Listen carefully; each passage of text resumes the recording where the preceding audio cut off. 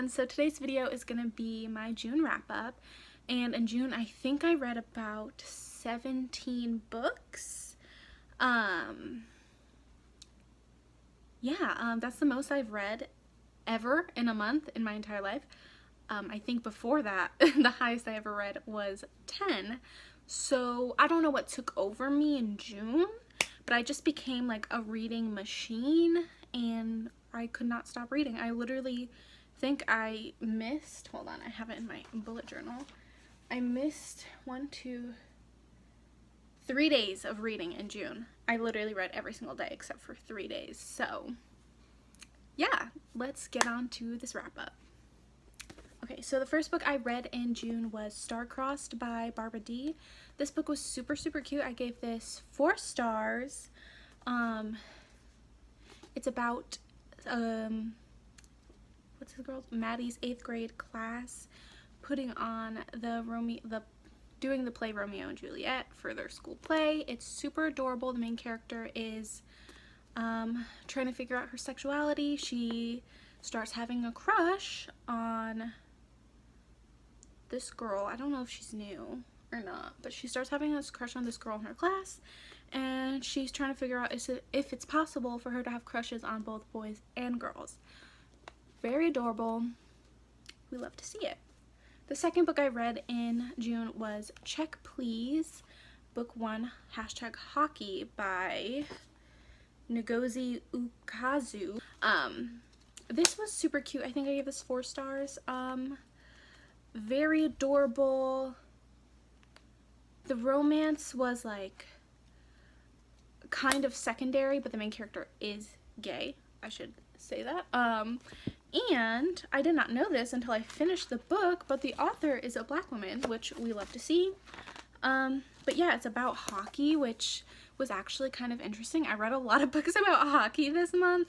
After Check Please, I read The Princess and the Fangirl by Ashley Poston, and I was super excited to read this because I really loved Geekerella, but it just wasn't that good.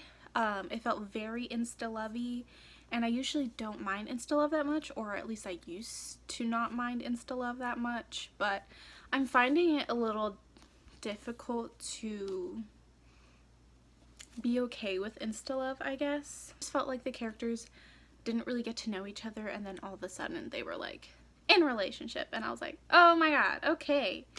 But yeah, this has 2 different perspectives. One perspective has a female-female romance.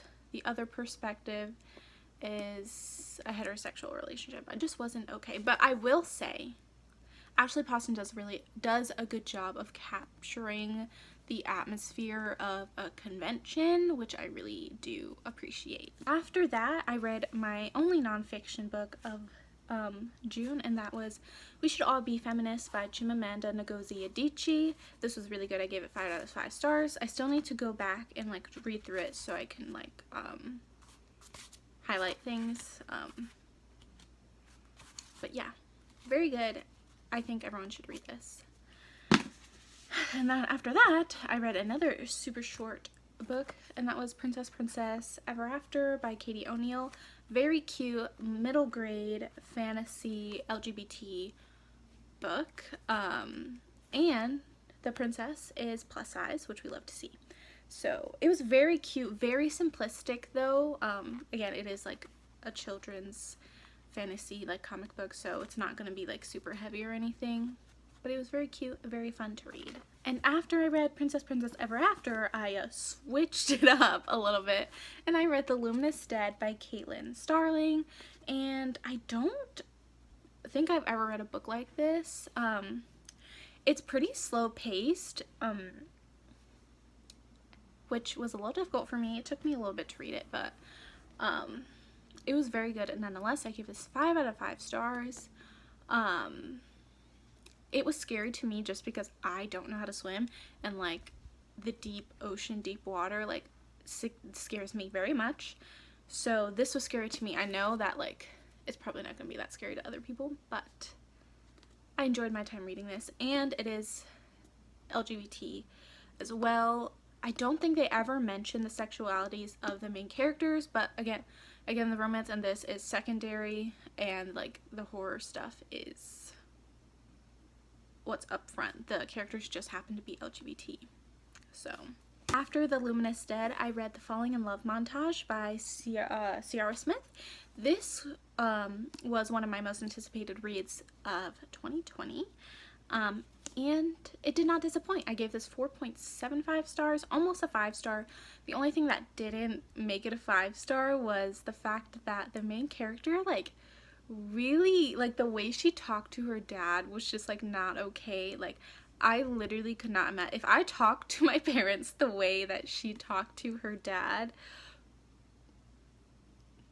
I would have a chancla thrown right at my fucking face. If you think that would be okay with my parents, like, that just didn't vibe with me very well. So I don't know, white kids, you're different. I don't understand how y'all can talk to your parents like this and not get your ass whooped. I just, you know, other than that, it was pretty good. I really enjoyed it. It made me cry a little bit.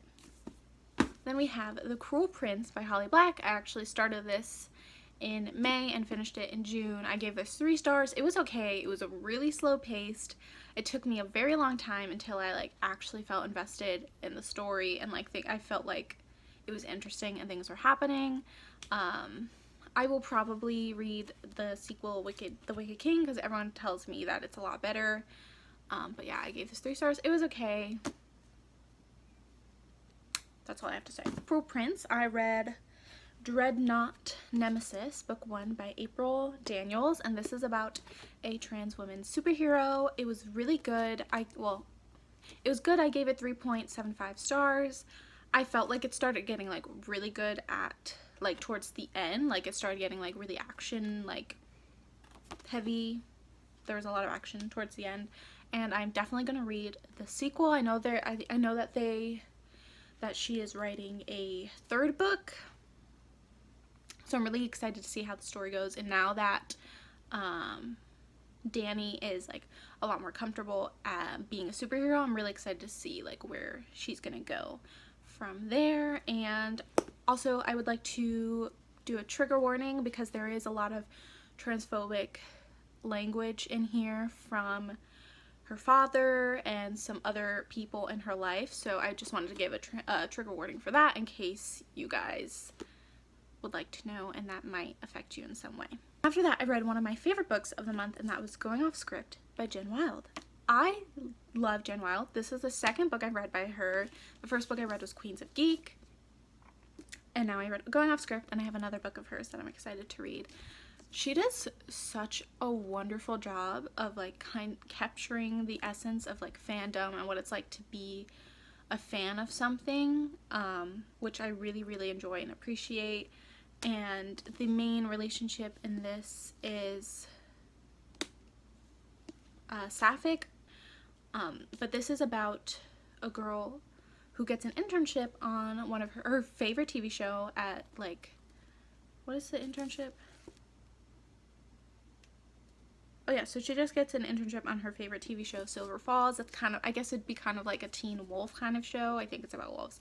But it was really good. I liked the romance. A little unrealistic, but I'm very willing to not care. It was fun. It was cute. I loved it. Okay, the next one might be a little controversial of an opinion, but I finally read Simon vs. the Homo Sapiens Agenda by Becky Averell. I gave this 3 stars. I did not enjoy it that much. Sometimes I think it's because I watched the movie first and like fell in love with the movie and then read this and I was like, this is okay. But also there are a lot of things I don't like about the movie that the book did and I liked, and like vice versa. I just honestly thought it was like an okay book. Like it wasn't incredible, you know. I don't know, it wasn't my cup of tea. There's also a line about how girls have it easier when they come out because guys think it's hot when girls are lesbians or something like that, and I absolutely hated that. So 3 stars, maybe a 2.75. Who knows? The next book I read was quite the disappointment, if I'm going to be honest, and that was Little in Line by Brandi Kolbert. I still am not 100% sure on my rating of this. I think I'm going to go with a 2.75. I would have given it a 3 stars, but like the thing that bothered me the most, and the only thing I can speak on, is the bisexuality representation, which I did not appreciate and found it slightly hurtful.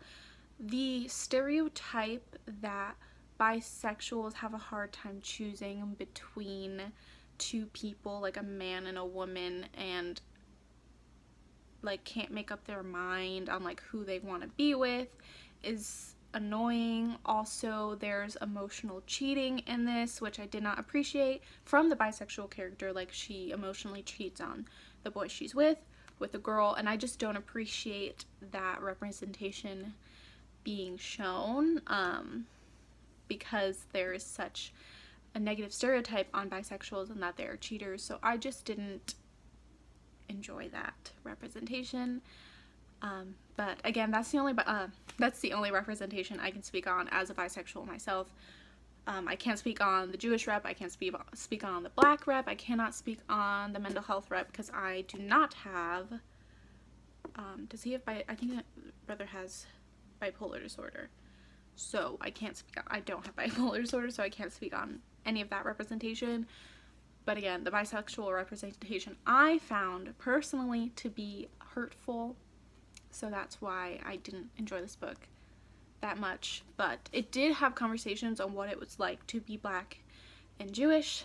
I don't know what that's like, so I can't tell y'all if it was done well, but if y'all have read this and the Black and Jewish representation is good, let me know down in the comments. First ebook I read was Him by Serena Bowen and Elle Kennedy. This was okay. I found it a little weird to have, I found it weird from what I know to have 2 straight women write about 2 men having sex. And the story in general was just okay. They're 2 hockey players that had like some sort of incident happen when they were younger, and then they see each other again when they're older and in college. And yeah, it was genuinely just an okay book. It wasn't anything crazy. And then after that, I read The Deal by Elle Kennedy, which I would like to say was like a step up from him. Another hockey book, and it was really good. I'm gonna be honest, I don't remember any of the characters' names, but there's a character, the hockey player is like failing one of his classes and asks one of the girl character to tutor him, and they fall in love, I guess. And then I read The Mistake by Elle Kennedy, and I thought The Deal was a good book, and then I read The Mistake and I was like, oh, fuck The Deal, like this is incredible. I gave it 5 out of 5 stars. I loved that book. It was under 300 pages, and I like noticed I was like getting to the end, and I was like, oh my god, I don't want this book to finish. I don't want it to be over, like, please. And the groveling was fantastic. I loved it. Anyways, I absolutely adored The Mistake. It's one of my new favorite books. Like, I cannot stop thinking about it. Again, it's another hockey romance. It's the second book in the Off-Campus series by Elle Kennedy. The first book was The Deal. I should have said that first. And I just really loved it. I genuinely can't stop thinking about it. I already want to reread it. I loved it. Trigger warning for The Deal. It has to do, or the main character had experienced rape. So trigger warning for that. The last ebook I read in June was Your Dad Will Do by Katy Robert. Now this is the plot non-existent, very much just like porn without plot. My favorite tag when I go read fanfiction. So it's basically about this girl finds out her fiance is cheating on her with his secretary, so she decides to hook up with his dad. If you are uncomfortable with that concept. I would not recommend, but I give it 4 stars. It was very good. Katy Robert writes incredible smut. So yeah, if voyeurism, daddy kink, what else? If that stuff makes you uncomfortable, butt plugs, like if any of that makes you uncomfortable, don't read that book. The last book that I read in June was You Deserve Each Other by Sarah Hoggle. I cannot choose between this or The Mistake being the favorite book that I read this month.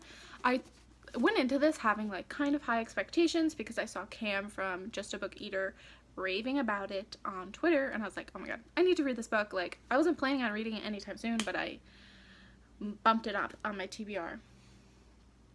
This book made me cry. Like, more than I was expecting it to. Like, dead ass, I was crying. It was so cute. It had everything that I wanted. It was like lovers to enemies to lovers.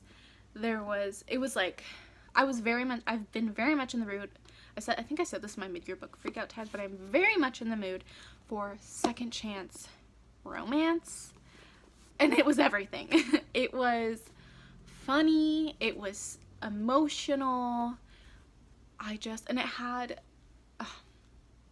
if I do not have a relationship like Nicholas and Naomi, then I don't fucking want it. Dead ass, don't want that shit. So, oh my god, I can't even. Oh, but if you don't know what this is about Naomi and Nicholas, who are engaged, and they both kind of feel very like they're not really into it anymore. And then basically whoever like backs out of the engagement first has to pay for the whole wedding. So they pull pranks on each other to try and, you know, get the other person to do it first. It is a fantastic book. Highly, highly recommend. Okay, so those are all the books that I read in June.